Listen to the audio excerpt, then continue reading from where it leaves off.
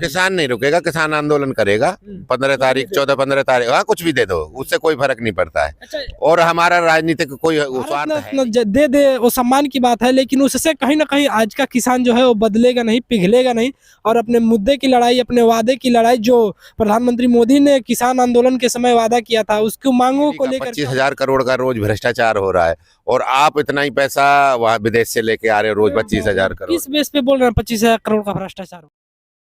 किसान नेता चौधरी चरण सिंह को भारत रत्न दिया जाए मरणोपरांत, और उसके बाद खबर आती है किसान नेता जो आरएलडी के हैं वो चले जा रहे हैं बीजेपी के पक्ष में। इस पर क्या बोलेंगे? देखो, जो रत्न होता है ना, देश का जो रत्न होता है, उसको कोई जरूरत नहीं होती भारत रत्न की।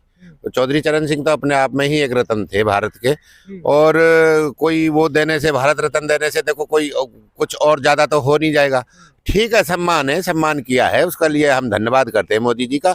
लेकिन भारत रत्न तो असली में तो तब मिलता है जब देश के किसान जिस तरफ से आत्महत्या कर रहे हैं, उसकी आत्महत्या रोकने के लिए उन पर स्वामीनाथन आयोग को रिपोर्ट थी जो, उसको लागू किया जाता, और उनको स्वामीनाथन आयोग जिन्होंने बनाया था, स्वामीनाथन जी को, और उनको भी साथ लिया गया है इस भारत रत्न में, आपको पता है? हाँ, तो आप एक तीर से ये ना, टोटली ना शुद्ध राजनीति है।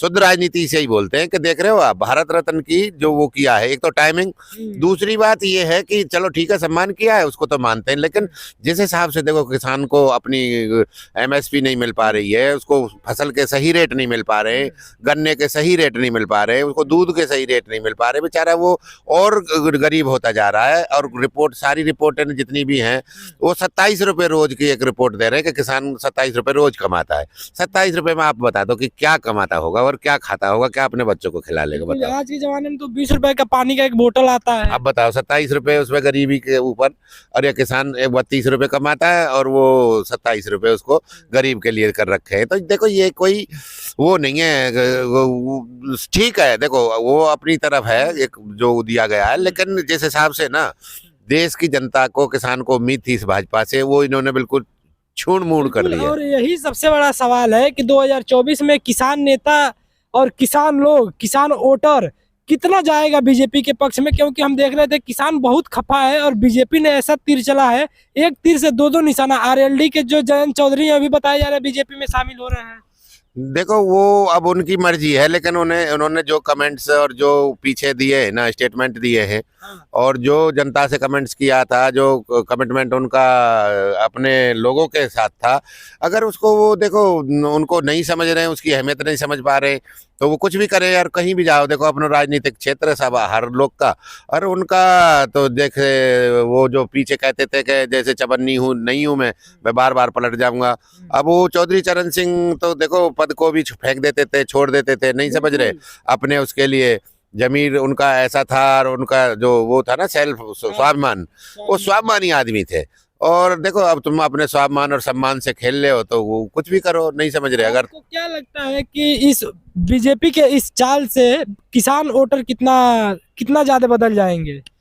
नहीं, देखो जो उनकी पार्टी है, पार्टी का जो बेस है, नहीं समझ रहे, जो उनके पदाधिकारी है या बेस है, वो तो डिस्टर्ब होगा ही होगा। जितनी भी हैं हमारी 15-20 सीट हैं जो पश्चिमी उत्तर प्रदेश में हैं, वो डिस्टर्ब तो होंगी, फर्क तो पड़ेगा उससे, लेकिन इतना ज़्यादा कुछ नहीं है।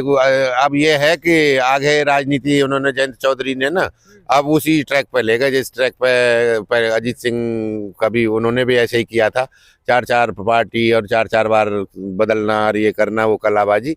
और वो कलाबाजी ज़्यादा दिन तक आदमी की नहीं होती है, फिर उसका ना क्षेत्र में विश्वास उठ जाता है, अपने लोगों से भी उठ जाएगा, और आगे कुछ ज़्यादा कर नहीं पाएंगे। क्योंकि मोदी जी का पता है, मोदी जी तो देखो, एक मिनट सुनो, उन्होंने जिस हिसाब से अर्थव्यवस्था, और ये आप जब डेली का 25,000 करोड़ का रोज भ्रष्टाचार हो रहा है, और आप इतना ही पैसा वहाँ विदेश से लेके आ रहे हो रोज 25,000 करोड़, किस बेस पे बोल रहे हैं 25,000 करोड़ का भ्रष्टाचार हो? डेली होता है, डेली होता है। अब हाँ, 15 अगस्त 2022 का वो देख लो, दैनिक जागरण देख लो, और क्या नाम है, हिंदुस्तान देख लो, उसमें सीधी रिपोर्ट छपी हुई है। हिंडनबर्ग और वो एक संस्था है ब्रिटेन की, ब्रिटेन फर्स्ट के नाम से, उन दोनों ने एक सर्वे किया है भारत का। वो कह रहे हैं भारत का 90 लाख करोड़ बजट है, और 45 लाख करोड़ तो टोटल बजट है केंद्र का, और 90 लाख करोड़ भ्रष्टाचार की भेंट चला जाता है। और डेली 5,000 करोड़ भारत के पैसे हवाला से जाए या किसी भी ना किसी तरह से जाए, वो विदेश जाते हैं। और 25,000 करोड़ रुपए का भ्रष्टाचार हो रहा है। हाँ डेली होता है। और लगभग मेरे हिसाब से 10,000 करोड़ के लगभग डेली मोदी जी बाहर से मंगाते हैं, विदेशी कर्जा लेते हैं। विदेशी कर्जा भी 10,000 करोड़ लेते हैं डेली। बाप रे। अच्छा, हमारा सवाल यह था कि जो किसान वोट बैंक है वो कितना ट्रांसफर होगा इस भारत रत्न को देने से। जो स्वामीनाथ है वो भी कहीं ना कहीं कृषि वैज्ञानिक रहे, कृषि से जुड़े रहे, हरित क्रांति को लेकर के आए, तो कृषि से जुड़े हुए। और प्रधानमंत्री मोदी बार बार ओबीसी का नाम ले रहे हैं, ओबीसी मंच से बोल रहे हैं कि ओबीसी का बेटा हूँ, सबसे बड़ा ओबीसी घोषित कर रहे हैं। इसका कितना इफेक्ट पड़ेगा? और हम किसान वर्गों को देखते हैं ज्यादा, खासकर ओबीसी वर्ग से आते हैं, तो कितना प्रभाव पड़ेगा 24 के चुनाव में इसका? देखो, मोदी जी को किसान वर्ग का इस वजह से नहीं पड़ेगा, मोदी जी पे कोई 1 बीघा खेत भी नहीं है, ना उनके फादर पे था, ना उनकी कोई पीढ़ी ऐसी है। 7 पीढ़ी से तो हम नोटिस कर रहे हैं कि उन पे वो कभी भी खेतीहर नहीं रहे। समझ रहे हो? खेतीहर वही होता है जिसके घर में फावड़ा, दराती और ये होता है, खेत होता है जिसपे जमीन होती है। तो ये ओबीसी तो है नहीं, ये तो बनिया है। नहीं समझ रहे? अगर बनिया भी ओबीसी हो जाएगा, देखो बना सकते हो। अब कोई ऐसा हो सकता है, कोई भी उपकास्ट में कोई मजबूर ऐसा हो सकता है कि उसकी आर्थिक अर्थव्यवस्था कमजोर हो, तो ये कांग्रेस ने ही उसमें शामिल किए थे गुजरात में, जो इनका घोंची बनिया है। ये घोंची बनिया को उसमें शामिल किया गया था ओबीसी में। ये बेसिकली इनका बेस ओबीसी नहीं है, बेस उसी का ओबीसी है जिसकी 7 पीढ़ियां एक खेती में काम कर रही हैं। लेकिन बार बार बोल रहे हैं, आरोप लगाने की सबसे बड़ा ओबीसी नहीं दिखता, सबसे बड़ा ओबीसी नहीं दिखता।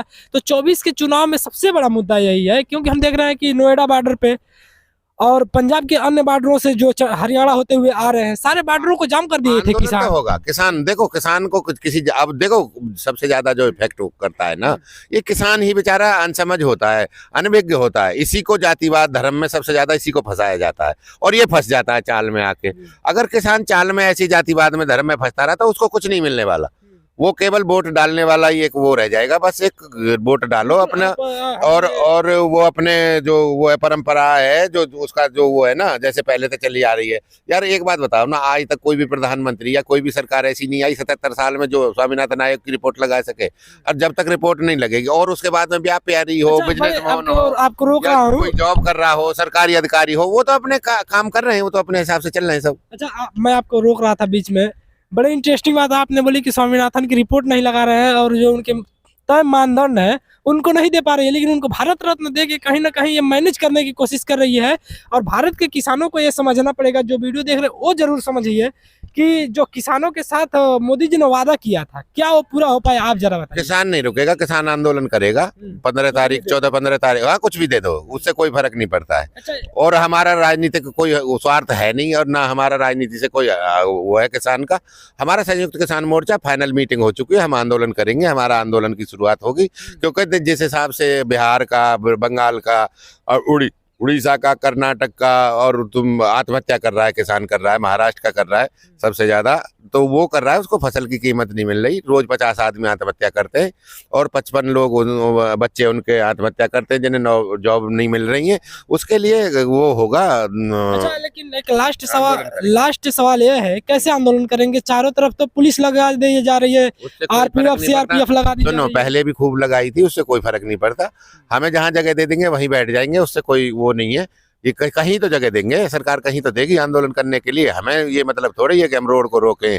भाई ये हमारा कोई ये उद्देश्य नहीं है कि हम किसी को किसी की परेशान करें या किसी को बाधा में डालें ना। परेशान करने का मकसद नहीं, हमें नहीं कोई मकसद नहीं है हमारा। हमारी अलग आंदोलन चलेगा, अलग मंच लग जाएगा। हमें कोई जमीन दे दो, सरकारी जमीन ही दे दो, भले ही कहीं भी दे दो, हम तो वहीं जाकर रामलीला मैदान की मांग कर रहे हैं। नहीं, रामलीला मैदान दे दो तो बेस्ट है।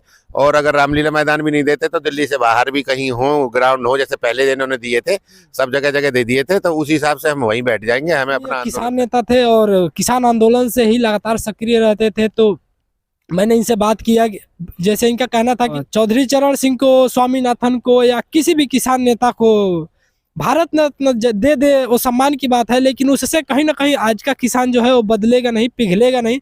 और अपने मुद्दे की लड़ाई, अपने वादे की लड़ाई, जो प्रधानमंत्री मोदी ने किसान आंदोलन के समय वादा किया था, उसकी मांगों को लेकर के हम दोबारा दिल्ली में आएंगे। आप इस बात पे क्या सोचते हैं? यदि किसान हैं तो जरूर आप बताइएगा कि आप इस पर क्या सोचते हैं। क्या प्रधानमंत्री मोदी के सिर्फ चौधरी चरण सिंह को भारत रत्न दे देने से, स्वामीनाथन को भारत रत्न दे देने से मान जाना चाहिए, या अपनी मांगों को लेकर के सरकार से सवाल करना चाहिए चाहिए, सरकार से सवाल पूछना चाहिए। पूरी बातचीत पर आप अपनी प्रतिक्रिया जरूर दीजिएगा। जो किसान है वो कमेंट में जरूर बताइए।